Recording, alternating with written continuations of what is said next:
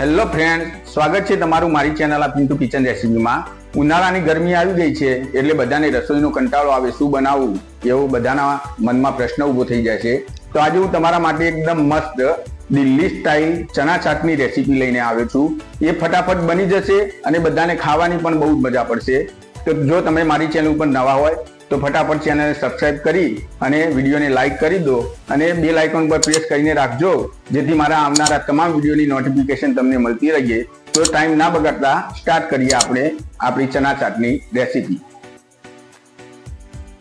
અહીંયા આ દેશી જે આપણા કાળા ચણા આવે છે એને લીધા છે અને આપણે આ ચણાને 8 કલાક પાણીની અંદર પલાળીને રાખવાના અને પછી એમાં કુકરની 3-4 સીટી આપણે મીઠું નાખીને લગાવી લેવાની, એટલે આપણા ચણા બફીને તૈયાર થઈ જશે।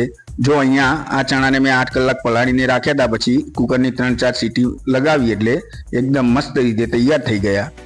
હવે આપણે કડાઈની અંદર 2 થી 3 ચમચી જેટલું તેલ લઈ ગરમ થાય એટલે જીરું અને હિંગ એડ કરી લઈશું। આપણે તેલ અહીંયા ઓછું રાખીશું, વધુ તેલની જરૂર નથી।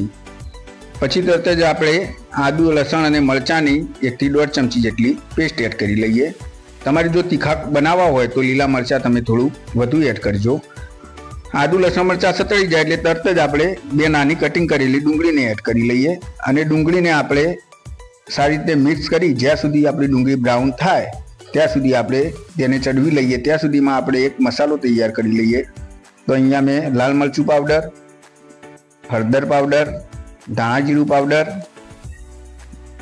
સંચળ પાવડર અને ગરમ મસાલા પાવડર, આપણે આટલા પાવડરને થોડું પાણી નાખી અને સારી રીતે મિક્સ કરી લઈશું અને આ પેસ્ટ આપણે વઘારની અંદર એડ કરવાની છે।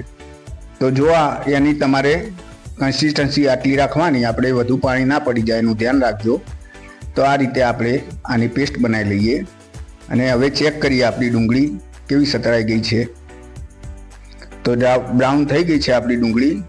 આપણે જે મસાલાની પેસ્ટ બનાવી છે તેને એડ કરી લઈશું અને આ બધાને સારી રીતે મિક્સ કરી લઈએ।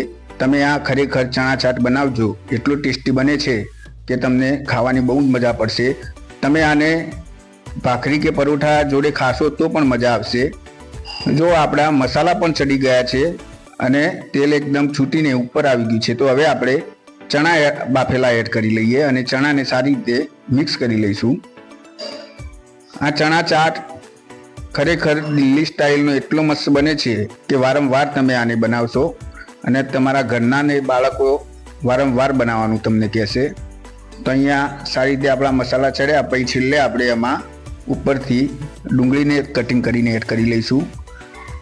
થોડા ટામેટાના ટુકડા એડ કરી લઈએ, કાકડી આપણે એડ કરી લઈશું અને ચાટ મસાલા પાવડર આપણે ઉપર એડ કરીશું। થોડો અડધો લીંબુનો રસ પણ સાથે સાથે એડ કરી લઈએ। હવે ગેસની ફ્લેમ આપણે બંધ કરી લઈશું અને આ બધાને આપણે સારી રીતે મિક્સ કરી લઈએ। ઉપરથી કોથમીર તો આપણે હોય જ, તો કોથમીર તો આપણે બધા શાકની અંદર અને કંઈક બી વસ્તુ બનાવીએ તો તેમાં કોથમીર તો આપણે જરૂર નાખીએ જ છીએ। કોથમીર વધુ હશે તો પણ મજા આવશે તમને। અને અહીંયા આપણું જુઓ ચણા ચાટ એકદમ મસ્ત તૈયાર થઈ ગયું છે, પણ હવે તમે પ્લેટ સર્વ કરવાનું છે એ પ્લેટ ખાસ જોજો તો જ તમને મજા આવશે। તો આપણે આ ચણા ચાટ આપણા છે એને ધીમે ધીમે કરી થોડા નીકાળી લઈએ। ઉપરથી ડુંગળી, ટામેટું અને આપણું જે કાકડીનું કટિંગ કરેલું છે તેને થોડું થોડું એડ કરી અને સેવ આપણે ખાસ એડ કરીશું। સેવની ફ્લેવર ચણા ચાટની અંદર બહુ જ મસ્ત આવે છે ને ચણા ચાટ ખાવાની બહુ જ મજા પડે છે। તો તમે ચોક્કસ આનો ટ્રાય કરજો અને વિડીયો કેવો લાગ્યો તે કમેન્ટ કરીને જરૂરથી કહેજો।